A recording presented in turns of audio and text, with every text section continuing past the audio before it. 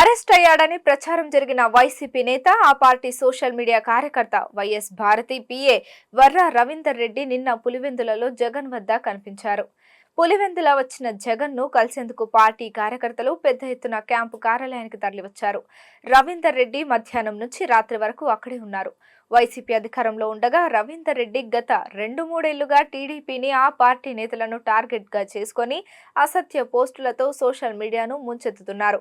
చివరికి జగన్ సోదరి షర్మిల, వివేక కుమార్తె సునీతను సైతం వదలలేదు. చంద్రబాబు, పవన్ కళ్యాణ్, లోకేష్ పైన అసభ్య పదజాలంతో వ్యతిరేక పోస్టులు పెట్టారు. రవీందర్ రెడ్డిపై ఏపీ, తెలంగాణలోనూ కేసులు నమోదయ్యాయి. సునీత ఫిర్యాదుపై సైబరాబాద్ పోలీసులు కేసు నమోదు చేశారు.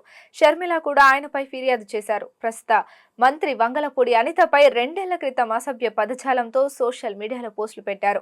ఆమె ఫిర్యాదు మేరకు ఏపీ సిఐడి పోలీసులు కూడా కేసు నమోదు చేశారు. ఈ నేపథ్యంలో రవీందర్ రెడ్డిని నిన్న అరెస్ట్ చేసినట్టు సోషల్ మీడియాలో వార్తలు వైరల్ అయ్యాయి. అయితే నిన్న ఆయన జగన్ వద్ద కనిపించడంతో అవి తప్పుడు వార్తలని తేలిపోయింది. కాగా రవీందర్ రెడ్డిపై సెటిల్మెంట్లు, భూదందాలు, పంచాయతీలు, బ్లాక్ మెయిలింగ్ వంటి ఆరోపణలు కూడా ఉన్నాయి.